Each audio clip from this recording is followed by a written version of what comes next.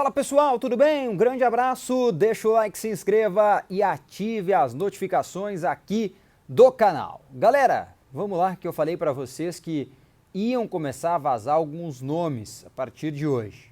Dito e feito, vamos contar um pouco das histórias que envolvem Mateuzinho, Aleph Manga, Kennedy e muito mais. Tudo no oferecimento da KTO. Olha aqui, ó, tô de KTO, kto.com, te registra lá. Usa o meu código promocional ROSSI e vamos dar uma brincada. É 20% de bônus no primeiro depósito, hein? Vai lá, deposita, te registra e a gente brinca. Tem muito futebol, NBA e muito mais pra gente se divertir.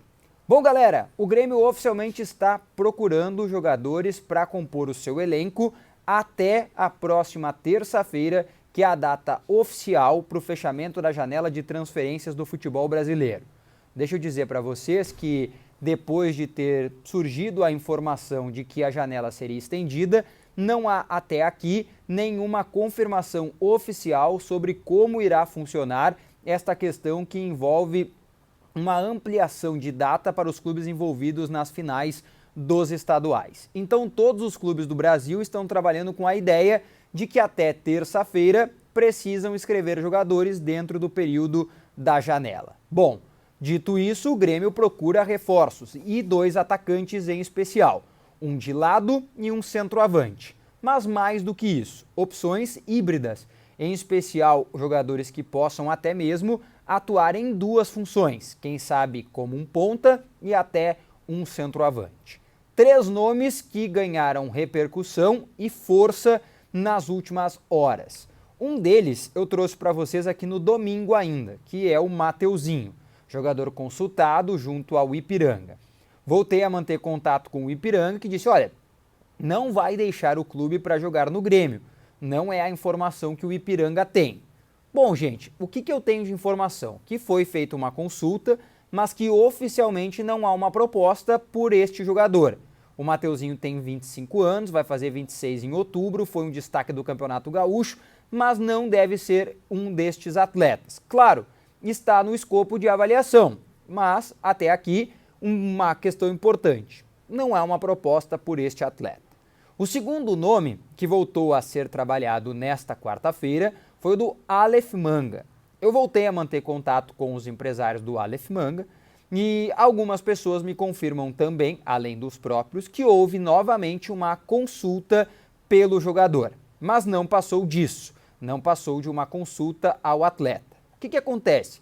A ideia do Grêmio foi fazer, junto aos representantes, uma ideia de, olha, como é que está o status do atleta? Mudou, sofreu algum tipo de alteração? Existe alguma possibilidade de negócio? O Coritiba tem se manifestado que não quer negociar o Aleph. Ele é um dos principais jogadores do Coritiba, se não o principal. Dito isso, para vocês, a multa do jogador, 40 milhões de reais para o Brasil. Ninguém trabalha com a multa, mas é uma proteção. E 10 milhões de euros para o futebol europeu. Contrato do Aleph Manga, válido até o final de 2024. Mais um jogador no radar. Eu vou explicar por que tantos atletas no radar aqui para frente. E o último, Kennedy, 27 anos, meia esquerda, joga de lateral se for preciso, tem 4 jogos com a camisa do Valladolid, está machucado, é um jogador que foi oferecido por um empresário para o Grêmio. Também foi avaliado, é importante se destacar. Ele está no clube do Ronaldo, né? Ronaldo Nazário, que também é dono do Cruzeiro, e essa é uma questão que poderia ser um impeditivo. Mas nos bastidores do futebol espanhol, conversando com alguns repórteres, inclusive um deles deu uma entrevista à Rádio Grenal, confirmando que o jogador foi oferecido ao Grêmio, eles dizem que primeiro que o Valladolid pode não dificultar uma saída do Kennedy. Primeiro, porque ele não está jogando. Segundo, porque ele é tratado como uma frustração muito grande. O Kennedy passou pelo futebol brasileiro recentemente, emprestado ao Flamengo. Ele estava no Chelsea e jogou no time carioca. Ele foi chamado de volta, até por uma necessidade. Eu falei que ele joga de lateral esquerdo, se for o caso, né? E era esta necessidade lá no Chelsea, na oportunidade.